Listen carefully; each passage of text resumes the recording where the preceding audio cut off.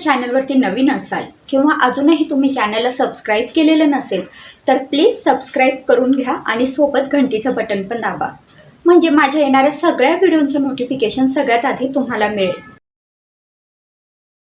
Milkshake बनवण्यासाठी इथे मी अर्धा लिटर दूध उकळत ठेवलंय. अर्धा लिटर दुधात आपल्याला 2 ग्लास फुल भरून बदाम मिल्कशेक बनवायचंय. तर दूध आपल्याला पूर्णपणे उकळून घ्यायचंय आणि थोडंसं आटवून घ्यायचंय. तर साधारण 10 मिनिटं आपण हे दूध उकळून घेऊ. तोपर्यंत मी इथे 1 तासापूर्वी बदाम भिजत टाकले होते. गरम पाण्यात हे बदाम भिजत टाकायचे. साधारण 25 ते 30 बदाम आहेत. या बदामाचं साल काढून घ्यायचं आहे. त्यानंतर हे जे साल काढलेले बदाम आहेत हे एका मिक्सरच्या भांड्यात घ्यायचे. बदामाची क्वांटिटी आपण आपल्या आवडीप्रमाणे कमी जास्त सुद्धा करू शकतो. साधारण 20-25 बदाम मिक्सरच्या भांड्यात घेतल्यानंतर त्यात मी थोडंसं दूध टाकून घेतलं आणि मिक्सरमधनं हे सगळं वाटून घेतलं. आता ही बदामाची पेस्ट इथे तयार झालेली आहे. सोबतच आपण जे दूध उकळायला ठेवलेलं होतं ते सुद्धा आता छान उकळलेलं आहे आणि थोडंसं घट्ट झालं आहे. खूप जास्त घट्ट करायची गरज नाही. अगदी 10 मिनिटं फक्त आपल्याला हे उकळून घ्यायचं आहे. त्यानंतर याच्यात मी 2 मोठे चमचे साखर टाकून घेतली, म्हणजे 2 टेबलस्पून एवढी साखर टाकून घेतली आहे. साखर आपल्या आवडीप्रमाणे कमी जास्त करू शकतो. आणि जी बदामाची पेस्ट आपण बनवून घेतलेली होती ती आता या दुधात टाकून घेतली. सोबत 10 ते 12 केशरच्या काड्या टाकून घेतल्या. आता हे आपल्याला मध्यम गॅसवरती 10 मिनिटं उकळून घ्यायचं आहे, म्हणजे केशर आणि जे बदाम आपण इथे टाकले त्याचा अर्क ह्या दुधात उतरेल. सोबतच मी थोडीशी वेलची पावडर टाकून घेतली आहे, साधारण पाव चमचा. आता हे एकजीव करून मी 10 मिनिटं छान उकळून घेते. हे पहा, 10 मिनिटानंतर केशरचा छान रंग या दुधाला आलेला आहे आणि बदामचे पेस्ट जी आपण टाकली होती त्यामुळे दूध छान घट्ट झालं आहे. आता गॅस बंद करायचा आणि हे थंड झालं की फ्रीजमध्ये ठेवायचं आणि अर्धा ते 1 तासांनी छान थंडगार असं सर्व करायचं. तर इथे आपलं अगदी घट्ट आणि बाजारात मिळतं तसंच बदाम मिल्कशेक घरच्या घरी तयार झालं आहे. गार्निशिंगसाठी आपण बदामाचे काप किंवा केशरच्या काड्या ह्याच्यावरती टाकू शकतो. अशा पद्धतीने हे बदाम मिल्कशेक आपल्या इथे तयार झालं आहे. 1 ग्लास फुल भरून चॉकलेट मिल्कशेक बनवत आहे. मिक्सर जारमध्ये 1 चमचा बोर्नव्हिटा पावडर घेतली. आपला जो पोहे खाण्याचा चमचा असतो त्याचं माप इथे मी घेतलेलं आहे. त्यानंतर ह्याच्यात डेअरी मिल्क चॉकलेट मी टाकून घेते. तर ही डेअरी मिल्क चॉकलेट जी आपली 10 रुपयाची डेअरी मिल्क चॉकलेट येते ती निम्मे वापरलेली आहे, किंवा तुम्ही 5 रुपयाची जी डेअरी मिल्क चॉकलेट येते ती सुद्धा वापरू शकतात. त्यासोबत अर्धा चमचा साखर टाकून घेतली आहे आणि अर्धा चमचा मी इथे चॉकलेट सिरप टाकून घेतलं आहे. आता साखरेची क्वांटिटी आपल्या आवडीप्रमाणे कमी जास्त करू शकतो. 1 ग्लास मी याच्यात थंडगार दूध टाकून घेतलं आहे. आता हे मिक्सरमधनं चांगलं फिरवून घ्यायचं आहे, म्हणजे जी चॉकलेट आहे ती सगळी ह्या दुधात छान मिक्स होईल. हे पहा, हे मिक्सरमधनं मी आता फिरवून घेतलं आहे. आता इथे मी एक काचेचा ग्लास घेतला आहे.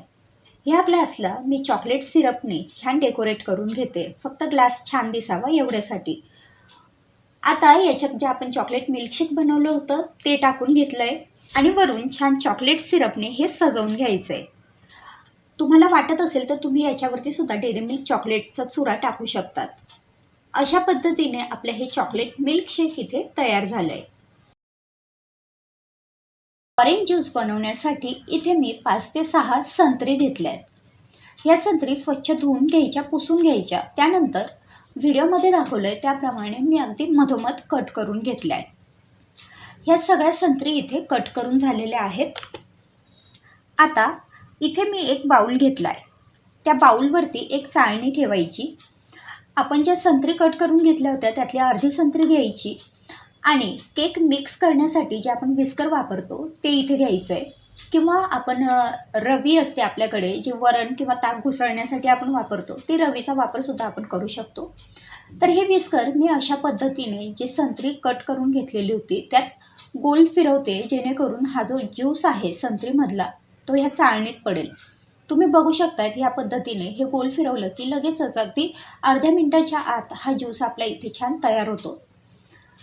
तर अशा पद्धतीने मी हे जे सगळ्या संत्री होत्या याचा ज्यूस इथे काढून घेतला आहे. आता या चाळणीमध्ये ह्या संत्रीचा काही पल्प शिल्लक आहे, याला सुद्धा मी चमच्याने थोडंसं दाबून घेते, जेणेकरून यातला जो ज्यूस असेल तो सुद्धा चाळणीतून खाली पडेल. तर हे पहा, अशा पद्धतीने हा जो ऑरेंजचा ज्यूस आहे तो आपल्या इथे तयार झाला आहे. जर हे आंबट असतील तर ह्याच्यात आपल्याला साखर टाकून घ्यायची आहे. तर इथे मी 2 चमचे साखर टाकून घेतलेले आहे. साखर टाकल्यानंतर चमच्याने ती छान विरघळून घ्यायची.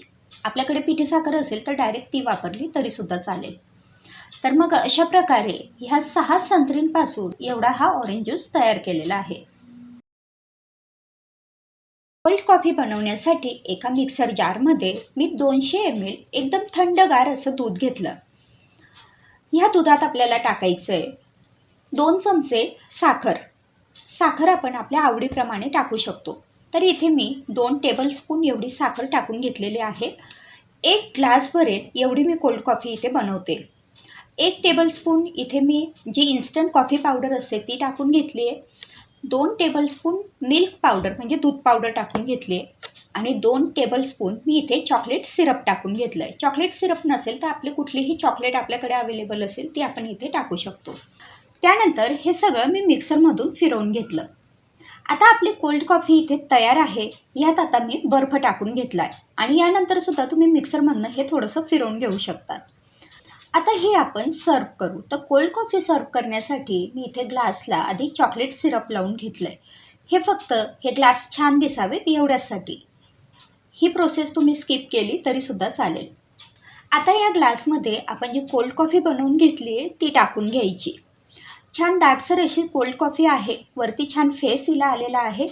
आता ह्याच्यावर चॉकलेटचा चुरा टाकून घ्यायचा. म्हणजे चॉकलेट जे आपलं डेअरी मिल्क चॉकलेट असतं ते किसून घ्यायचं आणि तो जो चॉकलेटचा किस आहे तो मी ह्याच्यावर टाकून घेतला आहे. वरून थोडंसं चॉकलेट सिरप टाकायचं आणि ही मस्त थंडगार अशी कोल्ड कॉफी सर्व करायची आहे. हे लिंबू सरबत बनवण्यासाठी एका ग्लासमध्ये मी थंडगार पाणी घेतलं आहे. एकच ग्लास मी लिंबू सरबत इथे बनवते. आता ह्याच्यात आपल्याला लिंबाचा रस टाकून घ्यायचा आहे. तर 1 ग्लास लिंबू सरबतसाठी अर्धा लिंबाचा रस पुरे होतो.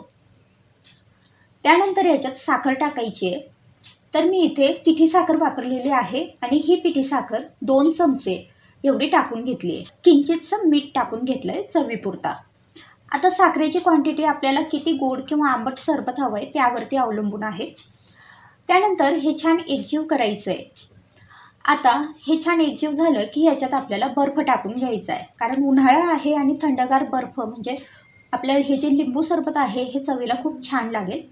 वरून असं एखादं फुलपात्र असतं किंवा एखादा पेला झाकायचा आणि हे असं मिक्स करायचं, शेक करायचं. ज्याने जो बर्फ आहे तो सुद्धा आणि जे आपण साखर किंवा लिंबू टाकलं आहे हे सगळं छान व्यवस्थित एकजीव होईल.